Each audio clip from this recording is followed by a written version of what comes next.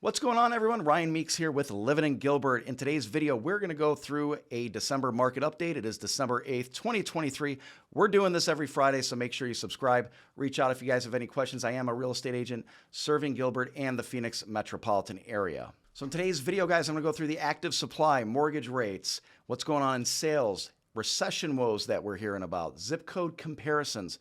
We're going to take a look at the Cromford Market Index, and finally, what's going on with buyer and seller concessions here? What's that all about? So getting into it, guys, the first thing I look at when I go to the MLS is the active supply. We lie around 16,400 homes active on the MLS. In Gilbert, we have 366 active homes available. Now, this isn't the all-time highs that I've seen in the past few years. It's got down to as low as 5,000 and as high as around 21, 22,000. So supply has been going back up since, I would say, May, June of 2023, and it especially went back up June of 2022 after they hiked rates. Keep an eye on supply. That's obviously one of the best indicators to look at because supply is going to tell you whether there's demand or whether there's lack of demand, right? So keep a look at supply, and then contract ratio is another great thing to look at. What is contract ratio? Another thing to take a look at is contract ratio. So contract ratio is going to be the listings that we have under contract plus the active supply. We're going to take that number, and in this case, it's 190 that are under contract plus 366 active. So that gives us 556. Hopefully my math is right on that. And then we take that 190 and we divide it by 556 to give us 0.34. Now, if we're like above 0.5, 0.6, 0.7, which we have been in the past when it was crazy, that's going to be a little bit of a hotter market. Right now, we're in like kind of a warm, cool market. So if we get below 0.3, that's definitely going to be a little bit of a cooler market. It's just meaning that there's more active supply than listings under contract. And anytime you have more active supply, obviously, it's going to be more choices for buyers. Now, taking a look at mortgage rates from June 1st to December 8th of 2023, the fixed rate here, 30-year fixed, is at just above 7%, and the FHA is 6.38. So you can see we've had quite the roller coaster ride from June 1st of 2022, and this is what's really kept people out of the market is just this interest rate volatility. They're not sure where rates are going. Should they buy now? Should they wait? Some people are gambling with the rates, more so even than home prices. So it's definitely an indicator of lack of activity and lack of sales, as we'll see here in a second. But as you can see from October 19th, rates have come down quite a bit, bringing some more people into the market, and we'll see going into the end of December where we land going into 2024. Now, relating the mortgage rates to sales, in all cities here on the left-hand side, you can see that sales have dropped drastically since the mid-2022. However, it looks like we are sort of easing off, and we're kind of leveling off. Now, in Gilbert, you can see pretty much the same type of graph. However, we're not leveling off as much as we see in the other graph here in Phoenix. Now, there was a recent Realtor.com survey. Fox News picked it up here. I have the article right here.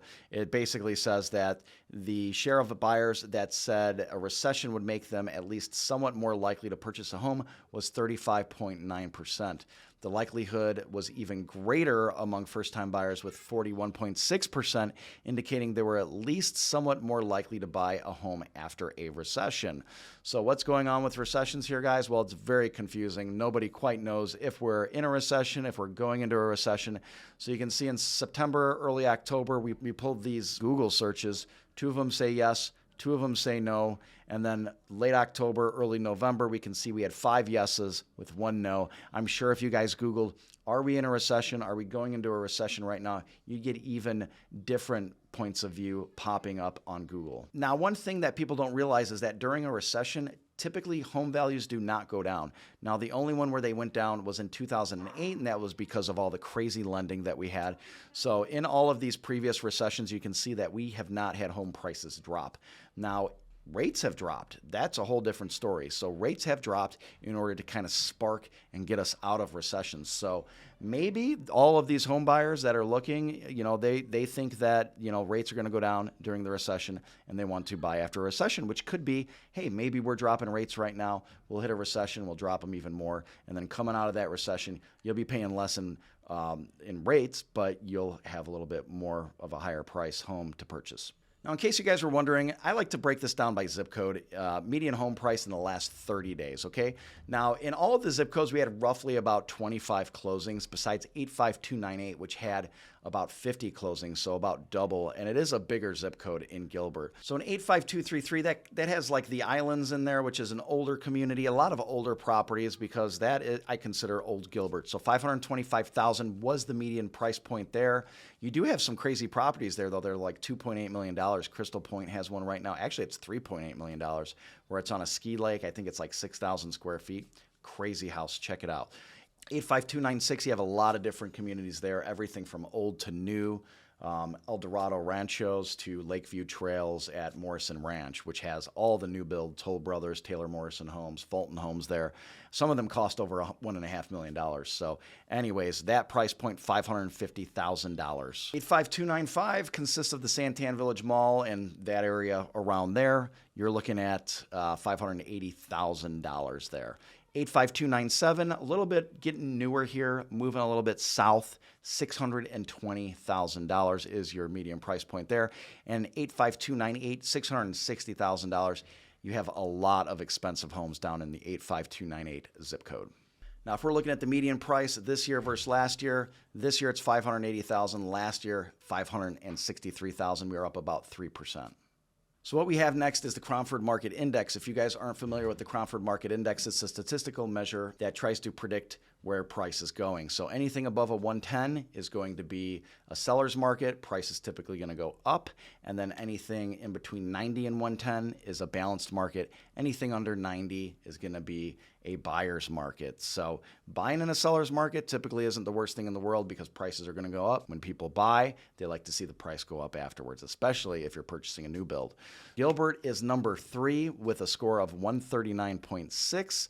Now it has changed. It's down 13% from the previous month. This comes out pretty much every month. So we'll go through it next week, next Friday as well. But Gilbert is hanging in there at number 3. If you really want to get a good deal, guys, go to Maricopa, go to Buckeye, go to Queen Creek. These are where a lot of the new builds are. They're giving out deals, and you can see it's definitely more of a buyer's market there. And those resale homes that come onto the market have to compete with those new sale homes where they're giving even better interest rates to buyers. So it's really difficult if you are selling a home in some of these outskirt areas where they have a lot of new builds. Now here's something that's fun to look at. Seller concessions in the past 30 days. So Queen Creek definitely has a ton, Gilbert, Chandler, and Mesa as well. So if you guys aren't familiar with seller concessions, let me tell you what they are. Let me give you an example. So let's say you're going in, you're buying a house for $400,000, and instead of purchasing it for $400,000, there's 2 ways you could do this. You could say, hey, I'll give you $410,000, give me $10,000 back in concessions, or you can go in and say, hey, I'll give you a $400,000 offer, give me $10,000 back in concessions, and basically the seller's getting $390,000. So what the buyer can do with that $10,000 is whatever they want. They can use it to reduce the price of the home, which most would obviously do. However, one key thing that you can do with that is you can take that $10,000 and buy down your rate. So if you have a high rate, you can buy that down a little bit. Talk to your lender on how it will affect you exactly, because a realtor's not going to be able to tell you that. We're not running your numbers. But take that $10,000, buy down your rate instead of putting it towards the price of the home. And that could have more of an impact in the long run, not only on your payment, but also in what you're paying in interest as well. So take a look at those options and see if that's something that makes sense. So what you can see here in Gilbert, if we look at Gilbert, Arizona, $10,000 is your median concession from sellers. And 39% of people are getting these concessions, 39% of people that have closed on homes in the past 30 days. Now, if we go down to Mesa, we can see that's 39%. They're getting median $8,000. So that is the median. That's in the middle. Okay, it's not the average.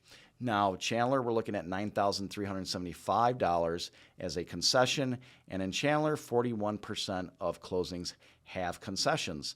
Now, in Queen Creek, it says 57% on the screen here. However, I broke it up because they have Queen Creek bunched in with Santan Valley. I really consider those 2 different markets. But if we look at Queen Creek, it's pretty crazy. If we just take that 85142 zip code, 50% of buyers are getting concessions, and the median is $20,000. So pretty insane. Maybe we have some high price points like in the millions where they're getting like $30,000, $40,000.